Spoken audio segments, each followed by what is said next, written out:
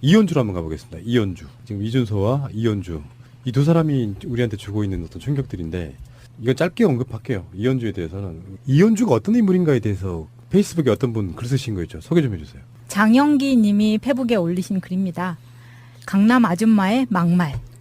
국회 막말 아줌마가 2012년 광명시 을구에 전략공천으로 왔을 때 내게 내뱉은 요지는 돈을 얼마 주면 순순히 물러나겠느냐 였다. 아, 그러니까 그분이 광명시 을의 지역위원장이었던 거죠. 그 당시 민주당에. 네, 맞습니다. 그때 나는 그곳 지역위원장이었다. 당시 당황했지만 그 막말은 그 아줌마가 르노 삼성 쌍용 정유에서 근무했던 고액 연봉자의 사고체계인가 보구나 라고 생각을 했다. 당시 그 아줌마는 시장 경쟁의 승자로 온갖 악취를 풍기는 물신처럼 느껴져 재벌 비호 세력이라고 비판하며 강력히 반대했다. 그러나 이미 당이 전략적으로 결정한 일이라 어찌할 도리가 없었다. 당은 인재 영입에 신중했어야 했다. 그 아줌마는 선거 참여자 5명 구속이라는 희생 위에 국회의원이 되었다. 그러나 그 아줌마는 비서나 보좌하는 사람들을 향해 막말을 멈추지 않으며 온갖 모욕적인 말로 다룬다. 비서진은 그저 시중 드는 내시나 시녀에 불과하지 현안을 논의하고 협의하는 파트너는 아니었다. 그 아줌마는 화려한 수사로 새로운 대한민국을 건설하기 위하여 국민의 당으로 떠났다. 그리고 과거의 동지들을 향해 사정없이 막말 기관총을 쏘아대며 정권 실패를 위해 온갖 저주의 주술을 쏟아낸다. 급기야 비정규직 파업 근로자를 향해 미친놈이라고 하고 매년 계약해야 하는 열악한 비정규직들을 향해 밥하는 아줌마라고 비하한다. 그저 밥이나 하지 무슨 근로자 대접을 받으려 하느냐는 힐난처럼 들린다. 그 아줌마는 최저임금 1만 원은 물건값을 올려 국제 경쟁력이 없어진다고 반대한다. 힘들고 불안정한 그들에게 인간다운 삶 보장을 위한 것인데도 수출론을 꺼내 묵살한다. 나는 광명에서 그 아줌마를 보지 않았으면 한다. 그 아줌마는 강남에 집이 있는 강남 아줌마인데 굳이 새들어 살며 생쇼를 위해 광명에서 살 이유는 없으니 말이다. 저는 이 페이스북을 보고 와, 우리나라 정치의 그냥 민낯을 그대로 봤어요. 첫 번째, 홍익표 의원의 그 공천 잘못해서 죄송합니다라는 사과가 일리가 있구나 이 생각 먼저 했고요. 그 진정성 없음이라는 게 그거잖아요. 국회의원 되면 어떤 식으로 공천이 되냐면은 뭐 대부분 다 하시는 이야기니까 자리가 비어 있거나 또는 약하거나 현역이 아니거나 근데 선거에서 붐을 일으키려고 막 엘리트 집단들을 막 끌어모으는 과정에서 어제도 최민희 의원 방송에도 그런 이야기를 제가 했지만 민주 진보 의식이 없는 사람이야. 출세만 하고 싶은 거예요. 그래서 누구 가까운 사람을 사바사바 꼬셔가지고 그거 삶는 거죠. 그거 삶아서 공천을 전략 공천 받아요. 이게 잘못된 거지. 그 지역에서 그러면 열심히 노력했던 예. 그 지역위원장 미쳐버리는 거예요. 예. 근데 그러면 당연히 반발하지. 낙하산 공천 처리하라 하면 조용히 한번 얼굴 좀 봅시다 해가지고 딱 하는 말이 그거잖아요. 얼마 좀 물러나겠어요. 그런 싸가지가 이현주란 뜻이잖아요. 네. 그러니까 제가 이현주 의원이 초선 때 이야기를 해도 되는지 갑자기 걱정이 되는데 해주세요. 그 다른 의원들이랑 차 마시면서 하는 이야기를 제가 뒤에서 우연찮게 들은 게 있어요. 헐. 막 당선되고 이제 막 그 임기를 시작했던 시기였는데 다들 이제 어떻게 당선됐느냐 하는 그 선거운동 뒷이야기를 하는 거죠. 선거운동이 정말 체력적으로 어마무시하게 힘들거든요. 네. 그래서 다들 고생한 이야기, 뭐 몸져 누웠던 이야기, 병원에 입원했던 이야기, 막 이런 이야기를 하는데 나는 너무 쉬웠어. 예, 이현주 의원은 자기는 그런 거 하나도 안 했다는 거예요. 진짜? 어떻게 그럴 수 있냐 그러니까 컨설팅 회사가 굉장히 실력이 좋아서 컨설팅 회사가 알아서 다 해줬대요. 그래서 컨설팅 회사들이 딱 가서 하라는 대로 하루에 한두 시간 정도씩만 딱딱딱 해서 딱 하라는 대로 하니까 다 됐고 그 당선되고 나서도 보좌관들 구성하는 것도 자기 손이 안 간 거죠. 거기가 네. 어디예요? 모르죠 저도. 그래서 광명을 여기 얘기하는 거 아니에요 지금? 예, 그렇게 아니 컨설팅 회사가 어디냐고. 그렇게도 되는구나 이렇게 생각했는데 알고 보니까 원래 그 광명이라는 지역이 민주당 텃밭인 거죠. 네. 그리고 원래 그 지역위원장 하셨던 분이 오랫동안 틀을 닦아 놓은 거기도 하고.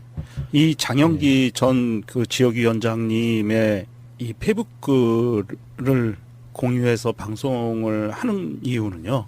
혹시 검찰이나 경찰이 이런 내용을 소상하게 모를 수도 있으니까 우리 방송을 듣고 인지수사를 시작하시라. 그러면 사후매수죄. 돈 주겠다고 했으니까 사후매수죄. 이 장영기 전 위원장님의 증언을 바탕으로 아마도 뭐 녹취록이나 뭔가가 있을 거예요. 본인이 갖고 있는 게.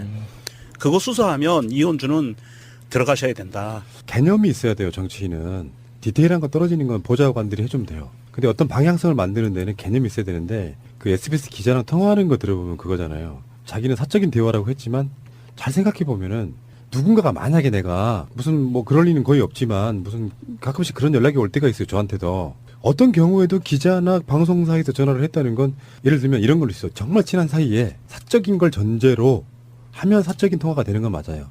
이거 사적인 이야기니까 내지 마. 기자가 현안에 대해서 물어봤어. 이현주가 거기에 답을 하길 그렇게 했어. 그러면 그 자체는 그냥 바로 보도하는 거예요. 예, 맞아요. 그러니까 요거는 자기들 실대가 말이 안 되는 것이고 내가 봤을 때는 이현주가 망하려고 그 통화를 들어보면 아침 일찍 전화해서 미안하다 그러잖아. 이현주도 잠이 덜 깬 것 같아.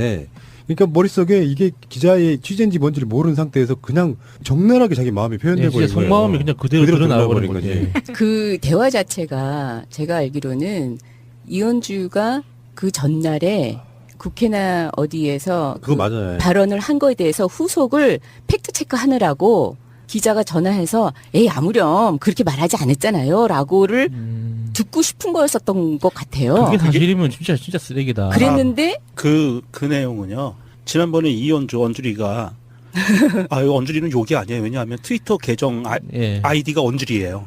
그래서 언주리라고 부르는데 언주리가 그 전에 한참 됐어요. 우리 최저시급 1만 원에 대해서 예. 막 막말을 했었잖아요. 그렇죠. 그 다음 날이에요. 그러니까요. 그거에 대해서 녹취록이. 팩트 체크 하려고 전화를 한 것이니까 그리고 그렇게 리드를 했을 거예요. 어차피. 아니 전화 초반에 SBS 방송국 누구누구입니다라고 기자가 이름을 밝혀요. 예, 저도 들어서 그 사적인 그리고 통화는 그렇죠. 아니라는 걸 예, 알았죠. 예. 그 기자하고 아무리 형 누나든지 뭐 이렇게 친한 사이더라도 지금은 저는 SBS 기자로 전화하는 겁니다라고 못을 박아놓은 거잖아요. 이현주 안철수보다 더 중요한 사안이라고 보는 사람이에요.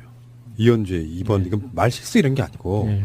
말실수라고 하는 건 정확히 말하면 어떤 말을 하려고 했는데 단어가 잘못 나왔을 때를 말실수라고 하는 거예요. 예. 속마음을 그대로 표현하는데 무슨 말실수입니까? 이현주는 정계 은퇴를 해야 되는 게 맞고요. 국민의당이 좀 생각 있는 정당이라면 이현주를 잘라내는 방식으로 가야 된다니까요. 이현주에 대해서 지금 나가라 뭐 그만둬라 당직을 그만둬 이런 사람도 없어 보여. 현실적으로. 저희가 페북글을 읽어드렸으니까 경찰과 검찰이 인지수사를 시작을 해서 사후매수죄로 해서 의원직을 날려버리시면 제일 빨라요. 시간 지났을 겁니다. 그게 벌써 6년쯤 됐잖아요. 5, 6년. 아 그런가요? 네, 공소시효 지났을 거예요. 이 그 생각은 안 아줌마가 했네. 법대 나오신 분이 왜 이래? 이 아줌마 돈이 얼마나 많길래 얼마면 돼를 외친 걸까요? 아니, 더 가정스러운 거는 그 손혜원 nun 우리 생각해보니까 다 가셨잖아요. 우리 그 토크 콘서트 할 때. 그분이 그거잖아. 알아주는 유명한 부자여서 사실 마포에 자기 집이 없었던 거잖아요. 다 팔고 이사 온다잖아. 이 사람 지금 6년째, 만 6년째 광명에서 국회의원 하고 있어. 근데 강남에 있는 집은 못 팔아. 그러니까 이제 한 거야. 보통 강남에도 좌파들이 있잖아요. 그게 대표적인 인물이 조국 교수 같은 사람이라고. 강남에서 살면서 그런 마인드 있잖아요. 밥한 아줌마들이 뭐 그런 사람들 정규직 만들어주면 뭐하냐 이렇게 생각하는 강남의 대표적인 진짜 아줌마야. 이 여자는 직업이 변호사일 뿐이지 변호사 아줌마였다고. 근데 국회의원 해먹으려다 보니까 자기를 포장했던 사람이잖아요. 그러면 실제로 광명을 좋아하면 강남에 있는 아파트는 팔고 이사를 오는 게 맞죠. 아이씨. 야수 씨, 동네 누나 왜 이래요? 제가 대신 사과드린다고 해결될 일이 아닌 것 그래도 같아서 사과라도 참- 듣고 싶어. 참 아우. 이현주의 숨결을 한 번이라도 느껴본 적이 있는 사람은 사과하세요. 사과하세요. 제가 지금 무릎 꿇고 있는데 보이세요?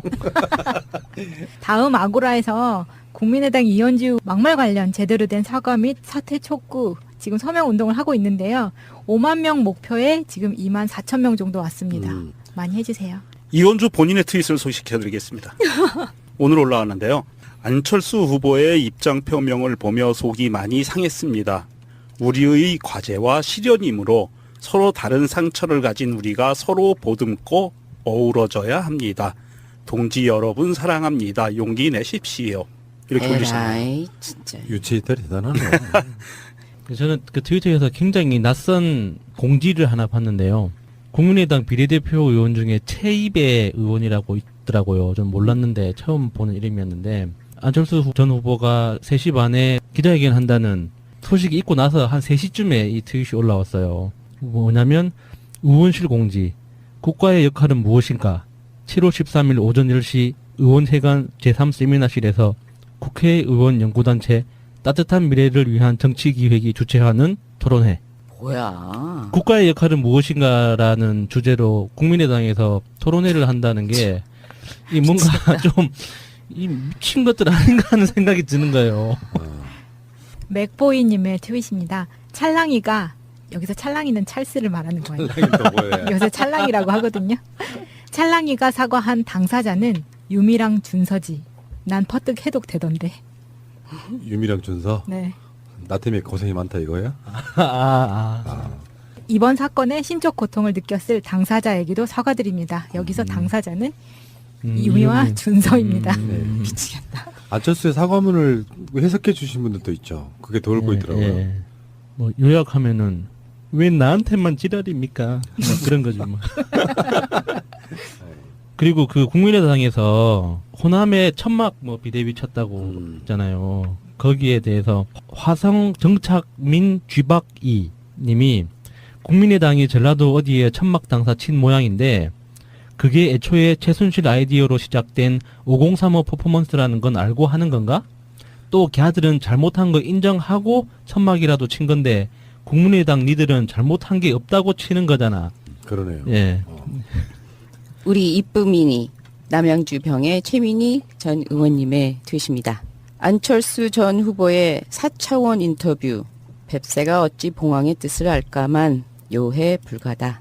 어떻게 정치적, 도의적 책임을 지겠다는 건지 알 길이 없다. 라고 올려주셨습니다. 알 길이 없잖아요. 그냥 책임지겠습니다. 근데 사과는 내가 이러이러해서 사과를 하겠습니다잖아요. 이런 잘못을 해서 사과를 드립니다. 합니다.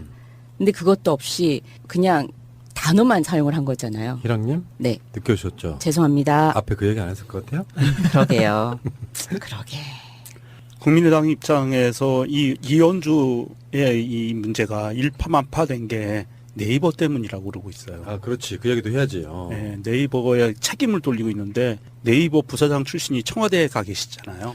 이거는 청와대를 또 까는 거예요, 얘네들이. 근데 여기- 원내 창설 멤버 중에 하나가 안철수잖아요. 그리고 안철수가 정치 들어갈 때 자기 이름을 슬쩍 빼고 자기는 네이버하고 전혀 관련 없는 사람으로 세탁을 해놓고 아직도 네이버하고는 아주 좋은 관계로 있다고 그게 업계에서는 알고 있잖아요. 말씀하셔서 제가 하고 싶었던 이야기였는데 최명길 의원이라고 이현주랑 비슷한 시기에 탈당했던 사람이 한 말인데요. 그러니까 그렇게 가는구나라고 느낄 정도로 사실 좀 지각이 있는 사람들이라 그러면 자기들이 민주 정당에 몸담았던 사람들이잖아요. 그 사람들이 네이버를 움직여가지고 그걸 이슈화시키고 알아서 기었을 수도 있겠지만 그 정도 발언이면 네이버의 문제가 아니고요. 금방 이슈화되게 돼 있는 화제의 인물이었는데 그런 말까지 했으니까 뜬 거지. 무슨 그게 네이버 때문입니까? 그러니까요. 그 발언을 빗대서 슈퍼맨님이 이렇게 트윗 올려주셨네요. 아니야, 바보야. 트위터와 페북 등 SNS 때문이야. 트위터 창업자하고 페북 주커버커도 문재인 대통령 당선 축하하고 그랬어. 이걸 공격해야 돼. SNS가 언주막말 거르지 않았다고 고소해. 이렇게 올려주셨네요. 그거는 더군다나 SBS 기자가 걸려 있어가지고 이래저래 논란이 될 수밖에 없는 사안이었는데 그걸 또 뭐 이제 청와대 국민소통수석 이분하고 연결 지으는 그 비열함은 그런 사람들이 민주정당에 있었다는 게 이해가 안 되고 나간 거 얼마나 다행인지가 느껴지고요. 그 이현주가 노동자분들한테 사과하는 동영상을 한번 보시면은 당연히 반발할 수밖에 없잖아요. 예. 웬만한 직업 몇 개를 그냥 한꺼번에 비하해버린 그런 발언이었기 때문에 근데 이제 사과하러 가서 사과를 받는 거지 않습니까? 누가 그럼 용서할게요 그래요? 용서하면 답니다 여기 그러면서 이제 고개를 여러 번 숙여요. 그리고 나서 돌아서는데 돌아서면서 입가에 옅은 미소가 있어. 무슨 비싼 걸로 지우면서 나가더라고요. 그래서 제가 그거 보고 그런 걸 느꼈어. 물론 제가 또 그 상황이 겸연쩍으니까 이제 아이고 매 맞는 타임이 끝났구나라고 안도의 한숨이었을지 좀 쪽팔린다 하고 겸연쩍은 웃음이었을지 모르겠는데 어쩌면 안철수나 이현주나 이렇게 비호감이 있는 이유가 그런 거예요. 거기서 미소를 지으면서 나가면 어떡해. 그렇게 기본들이 안 돼 있어.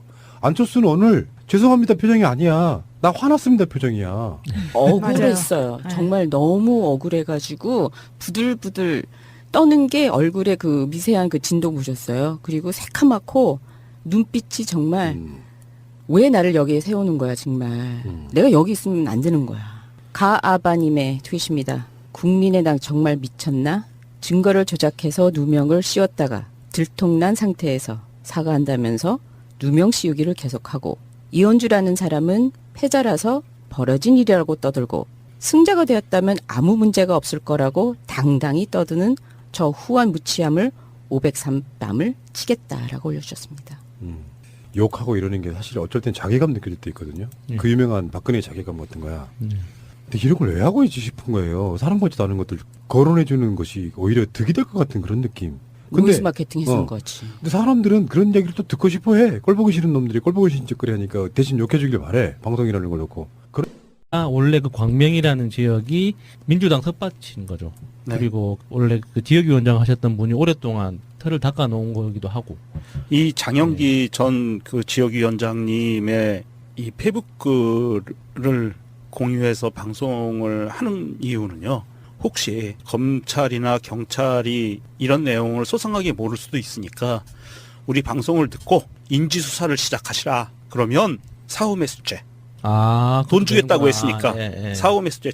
이 장영기 전 위원장님의 증언을 바탕으로 아마도 뭐 녹취록이나 뭔가가 있을 거예요. 본인이 갖고 있는 게.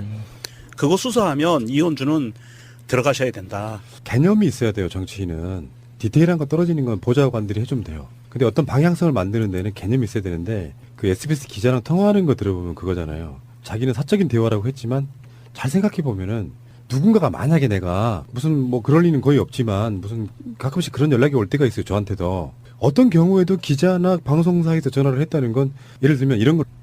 나는 광명에서 그 아줌마를 보지 않았으면 한다. 그 아줌마는 강남에 집이 있는 강남 아줌마인데 굳이 새들어 살며 생쇼를 위해 광명에서 살 이유는 없으니 말이다. 저는 이 페이스북을 보고 와 우리나라 정치의 그냥 민낯을 그대로 봤어요. 첫 번째 홍익표 의원의 그 공천 잘못해서 죄송합니다라는 사과가 일리가 있구나 이 생각 먼저 했고요. 그 진정성 없음이라는 게 그거잖아요. 국회의원 되면 어떤 식으로 공천이 되냐면은 뭐 대부분 다 하시는 이야기니까 자리가 비어 있거나 또는 약하거나 현역이 아니거나 근데 선거에서 붐을 일으키려고 막 엘리트 집단들을 막 끌어모으는 과정에서 어제도 최민희 의원 방송에도 그런 이야기를 제가 했지만 민주 진보 의식이 없는 사람이야. 출세만 하고 싶은 거예요. 그래서 누구 가까운 사람을 사바사바 꼬셔가지고 그거 삶는 거죠. 그거 삶아서 공천을 전략 공천 받아요. 이게 잘못된 거지. 그 지역에서 그러면 열심히 노력했던 그 지역위원장 미쳐버리는 거예요. 근데 그러면 당연히 반발하지. 낙하산 공천 처리하라 하면 조용히 한번 얼굴 좀 봅시다 해가지고 딱 하는 말이 그거잖아요. 얼마 좀 물러나겠어요. 그런 싸가지가 이현주란 뜻이잖아요. 네. 그러니까 제가 이현주 의원이 초선 때 이야기를 해도 되는지 갑자기 걱정이 되는데. 해주세요. 그 다른 의원들이랑 차 마시면서 하는 이야기를 제가 뒤에서 우연찮게 들은 게 있어요. 헐. 막 당선되고 이제 막 그 임기를 시작했던 시기였는데 다들 이제 어떻게 당선됐느냐 하는 그 선거운동 뒷이야기를 하는 거죠. 선거운동이 정말 체력적으로 어마무시하게 힘들거든요. 네. 그래서 다들 고생한 이야기, 뭐 몸져 누웠던 이야기, 병원에 입원했던 이야기, 막 이런 이야기를 하는데 나무나무 쉬었어. 예, 이현주 의원은 자기는 그런 거 하나도 안 했다는 거예요. 진짜? 어떻게 그럴 수 있냐 그러니까 컨설팅 회사가 굉장히 실력이 좋아서 컨설팅 회사가 알아서 다 해줬대요. 그래서 컨설팅 회사들이 딱 가서 하라는 대로 하루에 한두 시간 정도씩만 딱딱딱 해서 딱 하라는 대로 하니까 다 됐고 그 당선되고 나서도 보좌관들 구성하는 것도 자기 손이 안 간 거죠. 거기가 네. 어디예요? 모르죠 저도. 그래서 광명을 여기 얘기하는 거 아니에요 지금? 예. 그렇게 아니 컨설팅 회사가 어디냐고. 그렇게 해도 되는구나 이렇게 생각했는데 알고 보니까 그 아줌마는 선거 참여자 5명 구속이라는 희생 위에 국회의원이 되었다. 그러나 그 아줌마는 비서나 보좌하는 사람들을 향해 막말을 멈추지 않으며 온갖 모욕적인 말로 다룬다. 비서진은 그저 시중 드는 내시나 시녀에 불과하지 현안을 논의하고 협의하는 파트너는 아니었다. 그 아줌마는 화려한 수사로 새로운 대한민국을 건설하기 위하여 국민의 당으로 떠났다. 그리고 과거의 동지들을 향해 사정없이 막말 기관총을 쏘아대며 정권 실패를 위해 온갖 저주의 주술을 쏟아낸다. 급기야 비정규직 파업 근로자를 향해 미친놈이라고 하고 매년 계약해야 하는 열악한 비정규직들을 향해 밥하는 아줌마라고 비하한다. 그저 밥이나 하지 무슨 근로자 대접을 받으려 하느냐는 힐난처럼 들린다. 그 아줌마는 최저임금 1만 원은 물건값을 올려 국제 경쟁력이 없어진다고 반대한다. 힘들고 불안정한 그들에게 인간다운 삶 보장을 위한 것인데도 수출론을 꺼내 묵살한다. 이현주로 한번 가보겠습니다. 이현주. 지금 이준서와 이현주.